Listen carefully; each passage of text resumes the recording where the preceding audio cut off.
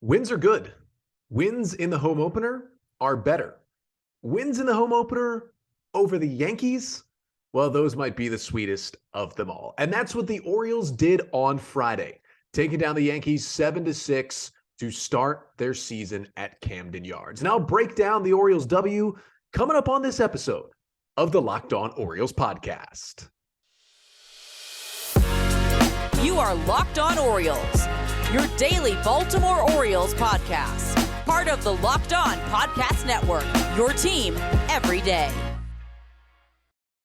Hey there, Orioles fans. Today is Friday, April 7th, 2023, and welcome back into the Locked On Orioles podcast, part of the Locked On Podcast Network, your team every day. As always, I'm your host, Connor Newcomb. And coming up on today's episode, we are going to recap the Orioles' home opening victory as they took down the Yankees 7-6 on Friday afternoon. I'll get you the 5 things you need to know from that win. Then I'll give a little thoughts about the Orioles' bullpen, which did had to get 12 outs in today's win. And some were good, some not so good. We'll kind of reassess the pen after 1 week of play, and then give some injury updates for the Orioles. We got more news on guys like Mychal Givens, James McCann, and Kyle Bradish. But that's all coming up on this episode of the Locked On Orioles podcast. Before we get there, though, just did want to thank you for making Locked On Orioles your first podcast listen of the day. We're free and available on all podcast listening platforms. Make sure to like, comment, and subscribe to the Locked On Orioles podcast on our YouTube channel as well. Thanks for bearing with me a little bit this week. Again, didn't have the episode out here on Friday morning, but getting you a post-game episode here on a Friday evening after the Orioles pick up the W. And just did want to, do a little programming note here as this season goes on.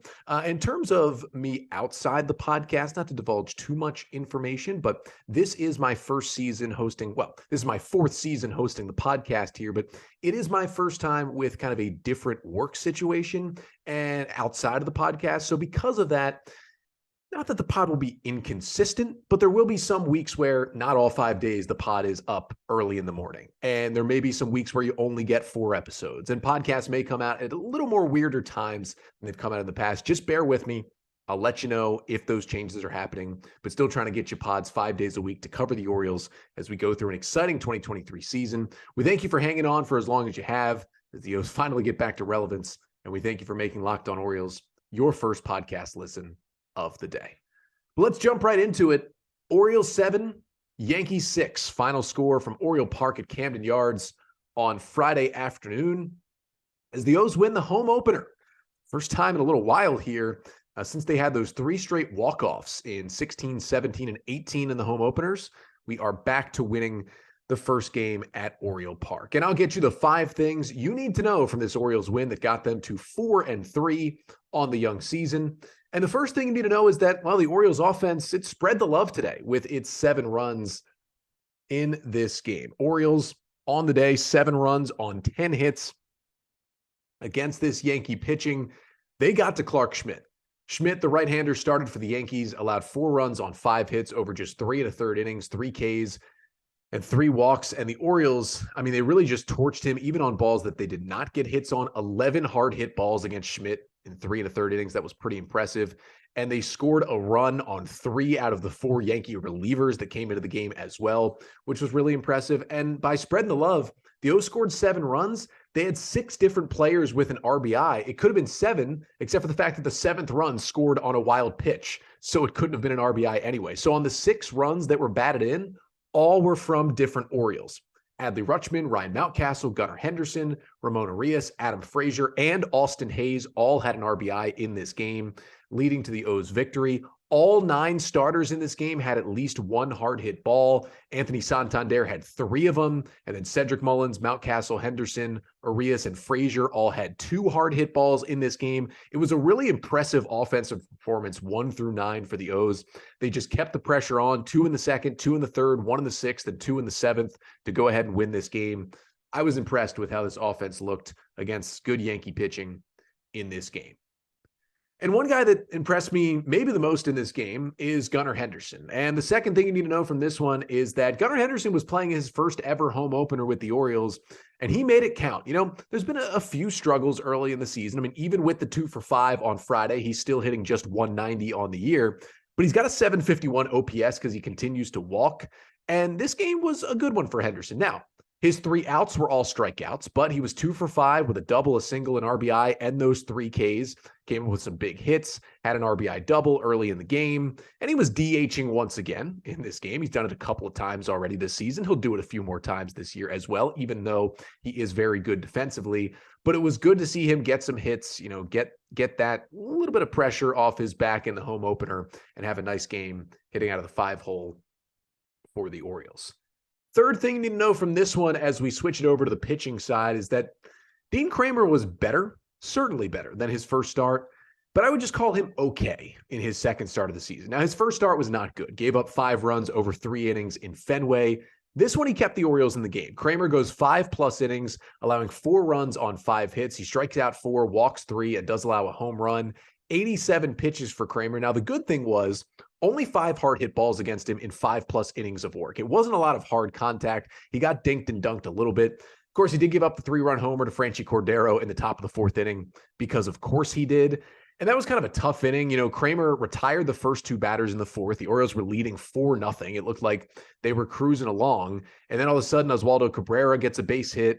And then, he goes ahead and walks Jose Trevino and then just leaves one over the plate to Franchy Cordero. And of course, after the Orioles cut Cordero, after having him in spring training, he signs a major league deal with the Yankees. He's been starting in right field a lot for the Yankees. And what does he do? Well, he goes to Camden Yards and hits a 3-run homer in this game to put the Yankees right back in it. But otherwise for Kremer, the stuff was pretty similar to how it looked in Boston in his first start. And once again, he mixed a lot of his pitches. What was interesting is 87 pitches and only 1 curveball thrown by Dean Kremer. That used to be his best secondary pitch, but a trend we saw late in the year last year was Kremer kind of going away from that curveball. It was a lot of fastballs in this game, 28 4-seamers, 20 sinkers, and 5 cutters. That's 53 of his 87 pitches were some type of fastball. He did go to the changeup a good amount. He threw 14 sweepers. That was a career high. So he mixed his pitches. The velo was up. He was 94, 96 in this game, which was pretty impressive. And, again, 7 whiffs on 36 swings, not anything to write home about, but he did enough to help the Orioles win this game. He did come back out for the 6th, gave up a leadoff single, then left the game. That single ended up scoring in the inning, so that's why he was charged with that 4th run. But overall, I liked what I saw and a good step forward after a bad first start for Dean Kremer. Sticking on the pitching end, the 4th thing you need to know from this one is that Bryan Baker, I think, got his mojo back in this game. Now, a little bit later in this episode, we're going to talk about the bullpen as a whole, but the Orioles had this lead in this game, had a nice 7th inning where they took a 7-5 lead. Cionel Pérez had thrown a 5-pitch top of the 7th to keep the game tied at 5. And then Pérez goes back out there, obviously, for the 8th inning. He's probably been the Orioles' best reliever this year. He had just thrown 5 pitches to get through the 7th. Why not have him face the middle of the Yankee order? Well, he gives up 3 consecutive hits. All of a sudden, it's 7-6, runners on first and second, and nobody out. And Brendan Hyde kind of has no choice but to go to the bullpen because all 3 hits were pretty hard hit balls, including a scorched leadoff double from Giancarlo Stanton. So you got to take Pérez out of there. And because of the injuries in the bullpen right now, your next best 8th inning option at this point is Bryan Baker, who has had some early season struggles. But Baker came in and did a great job. He comes in, induces a double play, and then gets a gigantic strikeout of Isaiah Kiner-Falefa to end the inning and keep the Orioles leading 7-6 going into the bottom of the 8th. Baker was fired up. We saw that fire on the mound from him last year when he would get big outs, but he was pumped getting that strikeout to end the 8th inning. And that was huge because he was terrible in his first outing. He's looked a little better in the last 2 outings since then, but nothing like this where he came in and did really attack the strike zone, used his stuff, and got these key outs that the Orioles absolutely needed because the bullpen was faltering just a little bit. But he threw 8 pitches, and it was 7 four-seam fastballs, 7 fastballs and 1 slider. So he went fastball heavy. It was 95, 97, just rated up. Here we go. And he got the outs that he needed. And the 5th and final thing you need to know from this Orioles 7-6 win over the Yankees is, speaking of the big outs that Bryan Baker got, the help was from Ramon Urias, who turned a key double play in that 8th inning. And really the 2 biggest plays in this game came from Ramon Urias, who got the start at third base today in the Orioles home opener after winning the Gold Glove there last year, hitting in the 6-hole. Went 2 for 3 with 2 doubles, a walk, an RBI, and a strikeout in this game. Really, the big play defensively was what I just mentioned. Baker comes in first and second, nobody out. And, they've got Jose Trevino at the plate. He's squaring to bunt. He pulls back and Baker misses with the first 2 pitches, so it's 2-0. Yankees take the bunt off, and Trevino hits a pretty hard hit ball down the third base line. Arias stabs it, calmly steps on the bag, makes a nice throw over to first to complete the 5-3 double play to really help out Baker, who then finished the inning with a strikeout. But Arias' big swing came in the 7th inning. He came up in this game with it tied at 5 and came up with a chance to really do some damage with a runner on third and 1 out. And Arias just laced a ball into the left center field gap, an RBI double to give the Orioles the lead. 106 off the bat, just crushed that ball into the alleyway. And it's something I talked about a lot on the podcast last year. Ramon Arias hits the ball really hard. In fact, he leads the Orioles in average exit velocity.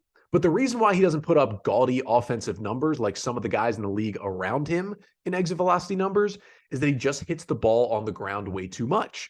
But we saw Arias elevate twice today for 2 doubles. He elevated some in Fenway, saw the home run that he hit.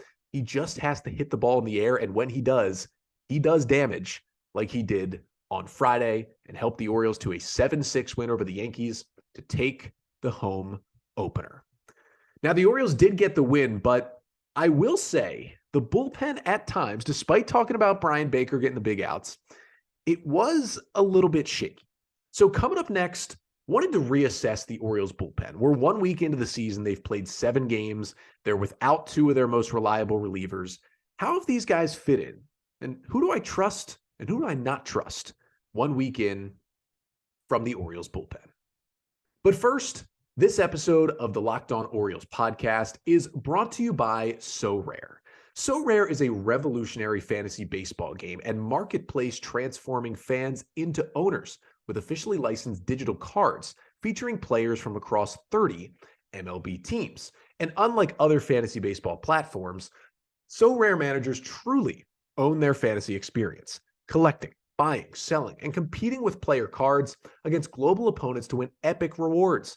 Win or lose, you still own your cards, and there's no cost to play. And the MLB game weeks, they happen twice weekly and span a 3 to 4 day cycle as well. And at the end of game weeks on So Rare, the MLB managers who rank at or near the top of the leaderboards win a variety of rewards. You can get scarcity cards, game tickets, merchandise, signed jerseys, and VIP experiences like meeting MLB stars. So head to sorare.com/lockedon. That's spelled SORARE.com to draft your team of free player cards, set your lineup, and start competing today to win epic rewards. Again, that's sorare.com/lockedon to start playing today.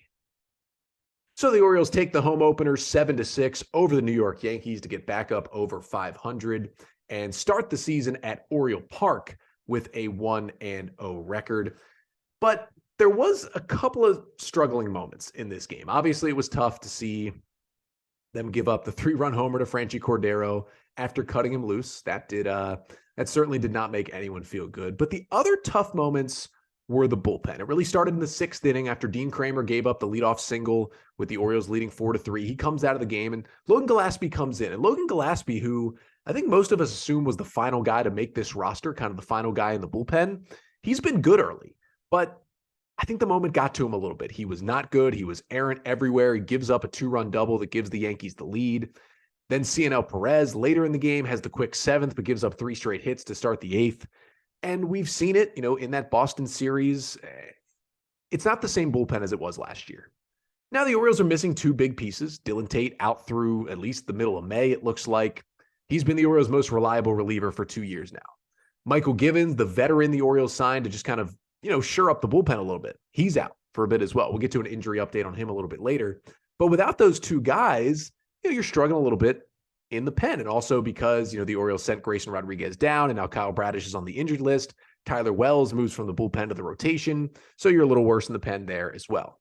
So I wanted to reassess through 7 games just about how I feel about these relievers, who I trust and who I don't trust at this point. Now, right now, after 7 games, recording just after Friday's game ended, I'd put 3 in the trust category. I'd put Felix Bautista Cionel Pérez, and surprisingly, Danny Coulombe would be my third trusted reliever. Yes, Bautista looked a little shaky in those first two outings in Boston, but he has righted the ship since. He looked good in Texas, and he looked really, really good against the Yankees on Friday. Easy strikeout of Anthony Volpe, crazy good splitter to strike out DJ LeMahieu. Now, it was a little concerning with the bases empty and 2 down that he did walk Aaron Judge on 4 pitches, and 3 of the 4 really weren't that close to the strike zone. And he was a little wild against Anthony Rizzo, 2 pitches in the dirt that allowed Judge to get to third with 2 outs in that 9th inning. But he got the job done, got the pop-up to end the game. He threw enough strikes. The velocity was looking good. The splitter is back. He really didn't have splitter command in his first 2 outings of the season. Bautista now has the splitter command that he really needs to be as dominant as he can be. And it was fun to watch him throw 11 splitters out of his 19 pitches and go at those guys and get the save. So he's trusted. Now, Cionel Pérez, I know he gave up the 3 straight hits in the 8th inning and gave up the run, but he's also been pounding the strike zone again this year. The stuff still looks really good. I mean, the fastball velocity is still there. He was throwing 97 today. The slider still looks nasty. I still like Cionel Pérez there. And then Danny Coulombe has kind of been the surprise, trustworthy guy. The Orioles acquired him a day before opening day in a trade for cash considerations. From the Minnesota Twins. It looked like he was not going to make the Twins roster, so the Orioles went to get him and kind of stuck him in that bullpen as an extra lefty. And he hasn't really pitched super late in games, like hasn't been a 7th or 8th inning guy, but he's gotten some key outs in the 5th, 6th, and 7th innings so far for the Orioles, and even got key outs in the 2nd and 3rd innings. On Monday night, he was the first pitcher in after Kyle Bradish left the game in Texas with injury. And for Danny Coulombe, he really threw some good-looking stuff on Friday afternoon and a lot of good breaking balls to get some key strikeouts to keep that game where it was in the 6th inning. Things could have gotten a lot worse in that 6th inning if Coulombe hadn't come to the rescue. And a big thing when, you have 3 lefties in the bullpen and Keegan Aiken, Cionel Pérez, and Danny Coulombe is that those guys have to be able to get righties out too. And that's what Coulombe has done. He got some righties out in this game, got a big pop out and a strikeout to keep the game at 5-4. And the stuff's not overpowering, but something that Coulombe talked about a little bit this offseason is how he reshaped his breaking balls a little bit, specifically his slider. And it was interesting to see in the 7 pitches that he threw, StatCast said he threw 3 sliders, 2 sweepers, 1 knuckle curve, and 1 4-seam fastball. So he's got kind of like a harder slider now that's like 86, 88, and then a sweeper that's more 82, 84, and then a curveball that's more 81, 82. And he's just tossing those pitches in there at different times. And yeah, they might look the same maybe to an untrained eye, but they are different breaking balls. And that gives him the ability to get lefties and righties out. I don't think he's going to be like the Orioles setup man by the end of this year, but I like the stuff in a middle relief role at this point. He spins the ball very, very well, like very high spin rates on all those breaking balls as well.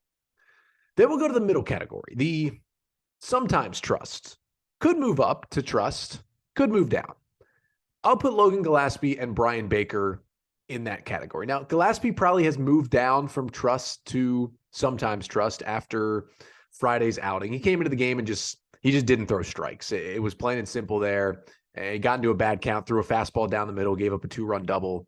Probably got squeezed on a 3-2 pitch earlier in the 6th inning. Should have had a strikeout, didn't get it. But either way, stuff was fairly crisp, but just didn't throw strikes. Got to throw strikes in this game. And then Bryan Baker, he probably would have been in don't trust for a while. But as I talked about already, stuff looked a little better on Friday, so we'll bump him up.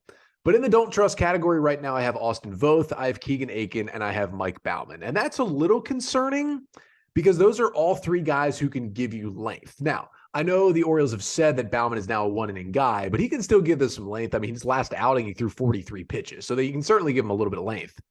But those are your 3 length guys, and you need at least one of them to be at least in the sometimes trust category. And after Voth gave up some hard contact in the game Wednesday in Texas, Aiken has not gotten a lot of key outs, and Mike Baumann hasn't pitched in almost a week now because he's looked a little shaky when he's been out there. I just don't trust any of those 3 guys right now, so it's going to be interesting to see how the bullpen moves forward. I think the roles right now, like Bautista is your closer, and it's going to be between Perez, and I think Baker's back in there to get the high leverage outs.